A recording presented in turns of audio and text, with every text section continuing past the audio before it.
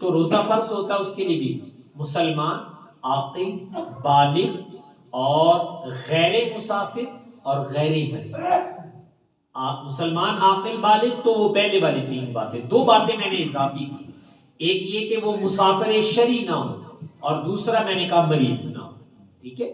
اگر ایک آدمی نابالغ ہے تو نابالغ پر فرض نہیں، ہم بچوں کو عادت کے لیے رکھوا دیتے ہیں، ٹھیک ہے، اور مسلمان پر ہے، غیر مسلم پر نہیں، عاقل ہونا چاہیے، مجنون پر نہیں۔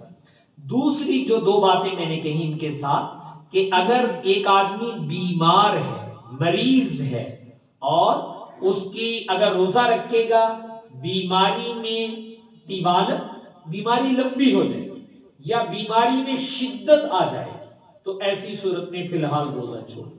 شریعت کہتی فمن کان منکم مریضا او علی سفر فعدۃ من ایام اخر، اگر تم بیمار ہو چھوڑ دو روزہ، اللہ صحت دے گا پھر جا کے قضا کر لینا۔ مسافر شریف کم از کم 77 کلومیٹر 77 کلومیٹر دور جانے کی نیت سے جب ہم اپنے گھر سے نکل جاتے ہیں، اپنے شہر سے، اپنے علاقے سے، تو ہم مسافر بن جاتے ہیں۔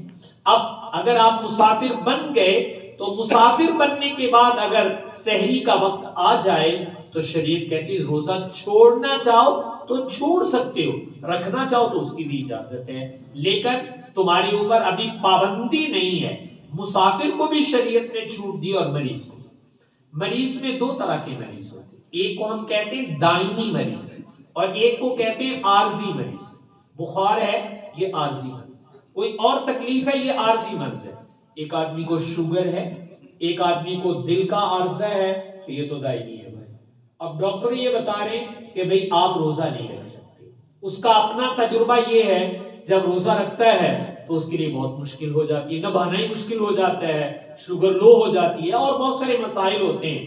تو ایسی صورت میں اپنا ذاتی تجربہ ہو اور یا ماہر دیندار ڈاکٹر کہہ دے کہ آپ کے لیے روزہ رکھنا مضر ہوگا، تو جو دائمی مریض ہے چونکہ اس کو تو مرض سے اب چھٹکارا نہیں ہے تو شریعت اس کو کہتی تم روزے کا فدیہ ادا کر دو، تم روزے کا کیا ادا کر دو؟ فدیہ۔ جب چاند نکل آئے تو تم اپنے روزوں کا فدیہ ادا کر دو۔ یہ جو آپ صدقۃ الفطر جسے آپ فطرانہ کہتے ہیں یہ 1 روزے کا فدیہ ہوتا ہے، تو 30 روزوں کا فدیہ جو ہے وہ تم ادا کر دو، جو دائمی مریض ہے۔ اور جو عارضی مریض ہے وہ فی الحال چھوڑ لے، جب صحت مند ہو تو اس وقت جا کر اپنے روزوں کی قضا کرے گا، یعنی بعد میں ان کو رکھے گا۔ تو یہ میں نے کہا شریعت کا حکم ہے۔ اسی طریقے سے اگر عورت حاملہ ہے یا عورت اپنے بچے کو دودھ پلا رہی ہے تو جب پیٹ میں حمل ہو تو روزہ رکھنا مشکل ہوتا ہے۔ جن دنوں میں بچے کو دودھ پلایا جا رہا ہے تو تب بھی بعض دفعہ مشکل ہو جاتا ہے۔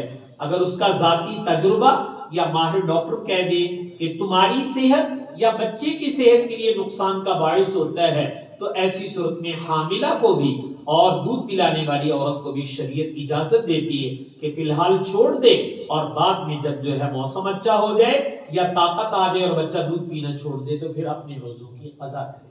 تو شریعت نے اس کے لیے یہ رکھا ہے۔